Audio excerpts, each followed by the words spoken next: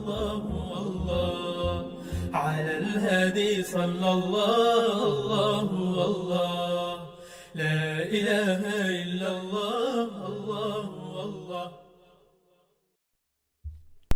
بسم اللہ الرحمن الرحیم نحمدہ ونصلی علی رسولہ الکریم. آج ہم حضرت موسیٰ علیہ السلام کے واقعے کا چھٹا حصہ پارٹ 6 بیان کریں گے. جیسا کہ ہم پارٹ 5 میں حصہ نمبر 5 میں بتا چکے کہ جب بنی اسرائیل دریا پار کر کے دوسری طرف ہوئے تو ان کو پینے کے پانی کا مسئلہ تھا، کیونکہ وہاں پانی نہیں تھا، جو تھا وہ میٹھا نہیں تھا. تو اللہ تعالیٰ نے حضرت موسیٰ علیہ السلام کی دعا کر فرمانے پر حکم دیا کہ لاٹھی کو چٹان پہ ماریں، اس 12 چشمے نکل آئے، ان کی پانی کا مسئلہ حل ہو گیا.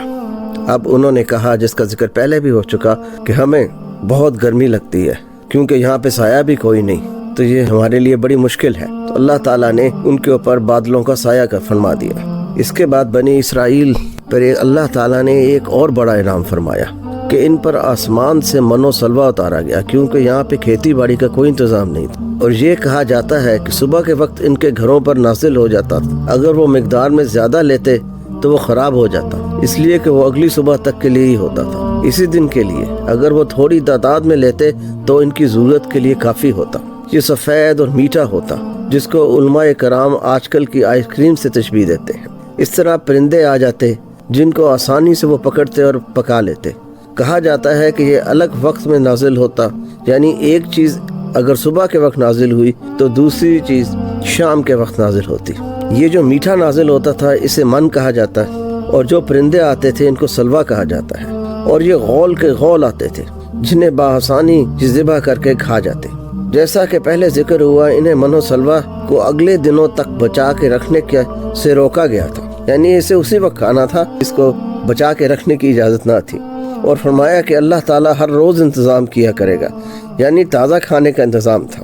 یہ سب کچھ انہیں تی کے مقام پر ملا، تی سینا کے علاقہ میں تھا.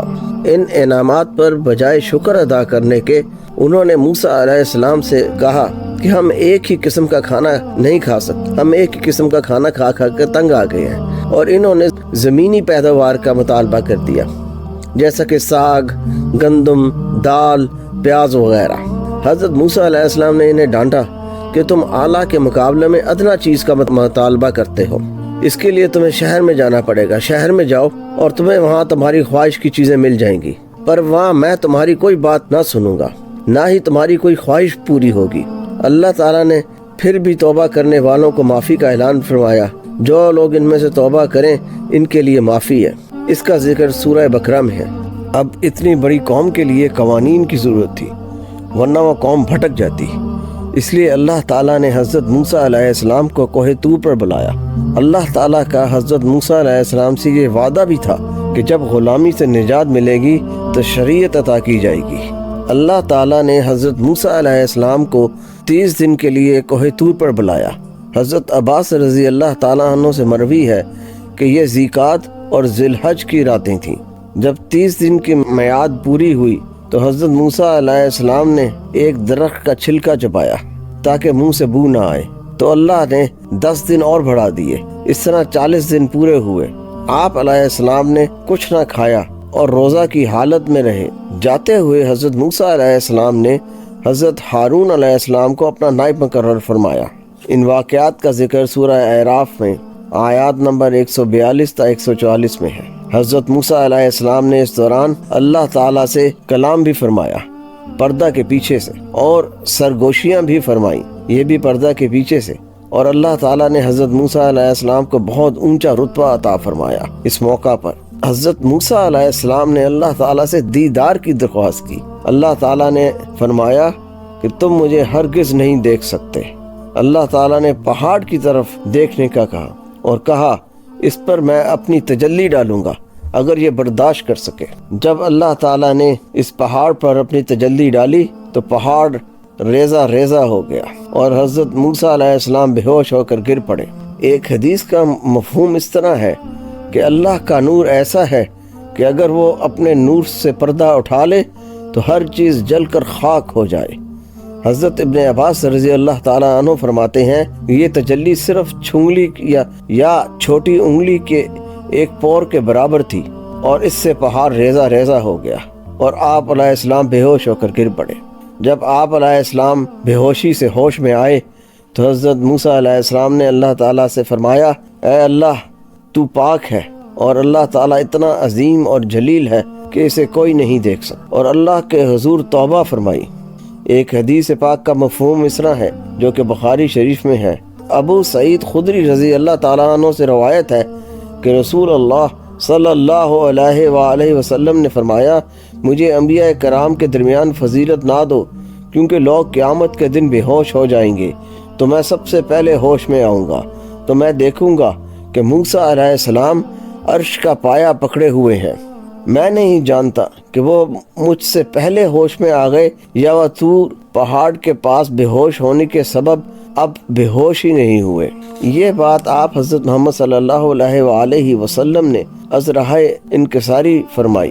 اس بارے میں علماء کرام کی دوسری رائے یہ ہے کہ ایسی تعریف نہ کریں کہ دوسرے انبیاء کرام علیہ السلام کے رتبہ میں فرق آتا ہو، جبکہ یہ بات سورج کی طرح عیاں ہے کہ آپ حضرت محمد صلی اللہ علیہ وآلہ وسلم تمام انبیاء کرام کے سردار ہیں، اور قیامت کے دن بھی تمام مخلوق کے سردار ہمارے پیارے نبی حضرت محمد صلی اللہ علیہ وآلہ وسلم ہوں گے۔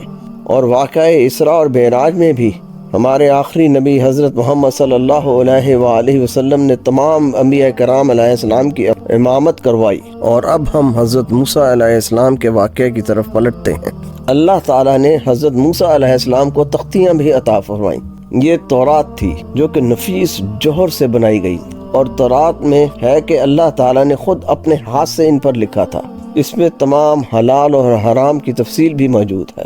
اس کے بارے میں کچھ اس طرح کہا جاتا ہے کہ اللہ تعالیٰ نے حضرت موسیٰ علیہ السلام کو جو ہدایات عطا فرمائیں ان میں سے ایک اللہ کی عبادت کریں جس کا کوئی شریک نہیں، اللہ کے نام کی جھوٹی قسم کھانا منع ہے، ہفتے کے دن عبادت کریں اور اس کے لیے مخصوص کریں، اپنے والدین کی عزت کریں تاکہ دنیا میں تمہاری عمر لمبی ہو، اولاد کو قتل نہ کریں، زنا نہ کریں، چوری نہ کریں، جھوٹی گواہی نہ دیں، اپنے ساتھی یعنی دوسروں کے گھر میں نظر نہ ڈالیں، دوسرے کی بیوی پر نظر نہ رکھیں، اور اس کے غلام، لونڈیوں اور جانوروں سے حسد نہ کریں۔ علماء کرام فرماتے ہیں کہ ان ہدایات کا ذکر جو کہ حضرت موسیٰ علیہ السلام کو دی گئیں قرآنی آیات میں بھی ہے، یعنی ویسی ہی ہدایات قرآن حکیم میں بھی دی گئی ہیں۔ ان ہدایات میں اضافہ بھی بتایا جاتا ہے کہ ان میں اور ہدایات بھی شامل تھیں۔ واللہ عالم۔ یہ بات کہ یہ ہدایات تورات تھیں کیونکہ سورہ بقرہ میں اس واقعہ کو بیان کرتے ہوئے اللہ تعالیٰ نے اسے کتاب اور فرقان کہا ہے۔ یہاں پر ہم حضرت موسیٰ علیہ السلام کے واقعے کے چھٹے حصے کا یعنی کہ پارٹ 6 کا اختتام کرتے ہیں۔ آپ اسے شیئر بھی کیجئے خاص طور پہ نوجوانوں سے تاکہ ان کا قرآن حکیم سے تعلق بنے۔ وآخر دعوانا ان الحمد للہ رب العالمین۔